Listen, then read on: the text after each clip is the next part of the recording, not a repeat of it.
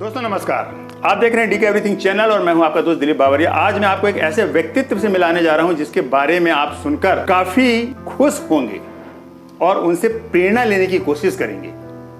शायद आपने उनका नाम सुना हो और हो सकता है बहुत से लोग उनके बारे में जानते भी हो। आज हम चर्चा करेंगे राम समुझ पासी जी के बारे में, जो कि कांसीराम की पार्टी से जुड़कर उन्होंने बहुत से कार्य किए। अंततः कांसीराम यानी जो बहुजन समाज पार्टी के संस्थापक थे, उन्होंने ही उनकी पीठ में छुरा भोंक दिया। एक बड़ा आदमी क्या ऐसा कर सकता है? ईर्ष्या आदमी को ऐसा करने पर विवश कर सकती है। तो चलिए दोस्तों शुरू करते हैं इस वीडियो को बिना देर किए हुए और आपको मिलाता हूं मैं इस महान व्यक्तित्व से। त्याग मूर्ति, बहुजन दिग्दर्शक, बहुजन संगठक, संपादक, पत्रकार, साहित्यकार, चिंतक, विद्वान, कवि, कितनी सारी उपाधियां उनके नाम पर यदि गिनी जाए तो कम है। माननीय राम समुझ पासी जी का जन्म 11 जुलाई 1937 को ग्राम चौबेपुर, जिला प्रतापगढ़ में हुआ। इनके पिता शिवंबर जी रेलवे में फायरमैन थे, जहां केंद्र सरकार की नौकरी किया करते थे और राम समुझ बचपन से ही पढ़ाई लिखाई पर ध्यान देते थे। वे काफी तीक्ष्ण और कुशाग्र बुद्धि के थे। इन्होंने इलाहाबाद विश्वविद्यालय से दर्शन शास्त्र, हिंदी, इतिहास इन 3 विषय में एमए की। और दोस्तों ये हॉस्टल में रहकर यानी छात्रावास में रहकर इन्होंने आईएएस की तैयारी भी की और इसी बीच इनकी पीसीएस रैंक की नौकरी लग गई। कुछ दिन नौकरी करने के बाद इन्होंने नौकरी छोड़ दी क्योंकि इनका मन नौकरी से कहीं और हटकर था। कहाँ था ये हम आगे जानेंगे। उसके बाद फैजाबाद में फिर से उनकी एक नौकरी लग गई, वो भी सेना में। देशभक्ति का एक जुनून था। वे सेना में एमएचई अधिकारी के पद पर कार्य करने लगे। वे पहले से ही सामाजिक थे।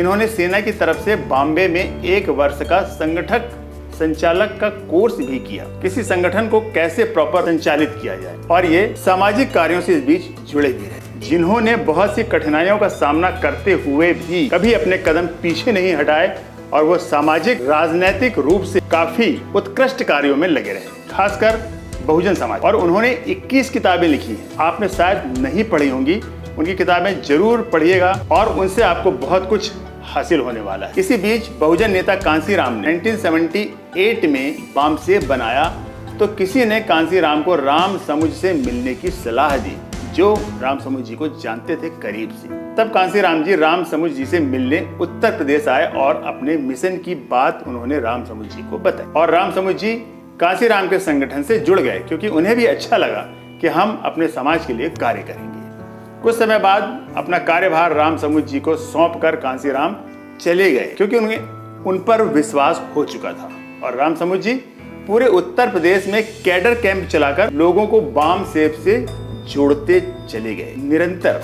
उसके बाद 1981 में जब DS4 का गठन होता तब उत्तर प्रदेश के अध्यक्ष राम समुझ जी बनते हैं और सबको जोड़ते हैं। उत्तर प्रदेश में बहुजनों को एक पहचान दिलाने का काम करते हैं, यानी पूर्ण रूप से अपने आप को उन्होंने समाज के लिए समर्पित कर दिया था। साथियों 1984 में जब बसपा का गठन होता है तब राम समुझ पासी उसके राष्ट्रीय महासचिव बनते हैं और पूर्वांचल के प्रभारी बनते हैं। उत्तर प्रदेश में बसपा यानी बहुजन समाज पार्टी को एक पहचान दिलाने के लिए कांसीराम के कहने पर 1986 में वे अपनी बिना पेंशन की नौकरी भी छोड़ देते हैं। सेना में थे ना वो, उन्होंने वो नौकरी छोड़ दी। उस समय उनकी 17 साल की नौकरी शेष बची थी। सोचिए साथियों, एक कुर्बानी उन्होंने दी सिर्फ समाज के लिए और सामाजिक कार्य के लिए। उनके 5 बच्चे थे जो पढ़ाई कर रहे थे। उनके भविष्य की चिंता किए बगैर वे पूरे परिवार के साथ किराए के मकान में रह रहे थे। क्यों? क्योंकि जुनून था समाज के लिए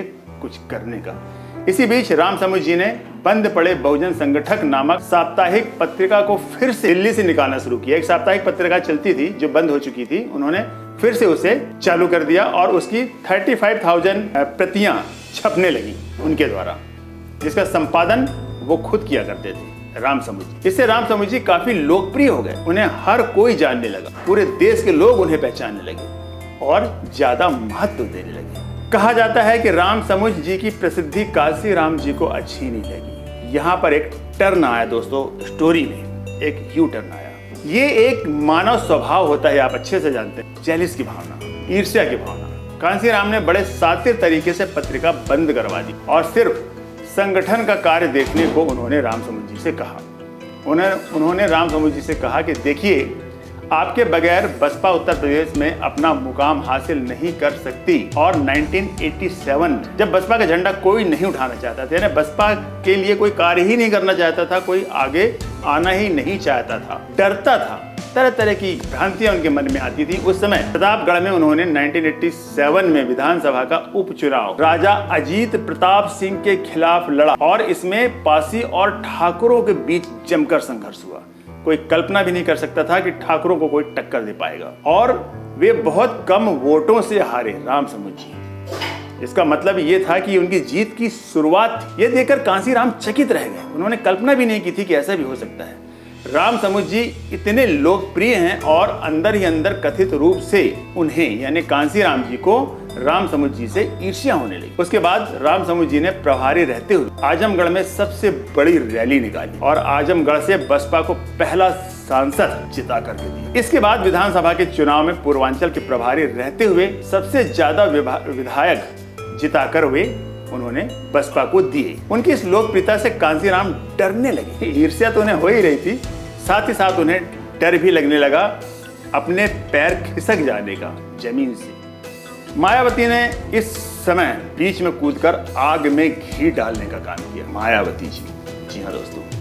फलस्वरूप रामसमुद्र जी कांसीराम की साजिश का शिकार बनते चले गए। उनको एक साजिश के तहत दल से निकाल दिया गया क्योंकि वे कांसीराम जी के लिए खतरा बन चुके थे। रामसमुद्र जी के परिश्रम का ही फल था कि अपनी दम पर उन्होंने सरकार बनाकर सत्ता का 4 बार सुख कांसीराम जी को दिया और मायावती जी को भी इसका पूरा फायदा। वे जीवन पर्यंत गरीबों शोषितों के लिए लड़ते रहे। उन्होंने 24 सितंबर 1912 को आवामी समता पार्टी की स्थापना की। अस्वस्थ होने के कारण पार्टी का विस्तार नहीं कर पाए। उम्र के साथ साथ उनका स्वास्थ्य भी खराब रहने लगा और 25 अप्रैल 2014 को बड़े दुख के साथ कहना पड़ रहा है कि उनका परिनिर्वाण हो गया। उनकी पार्टी के अध्यक्ष उनके बहुत करीबी साथी कामता प्रसाद सरोज बने। तो दोस्तों, आज की वीडियो में बस इतना ही।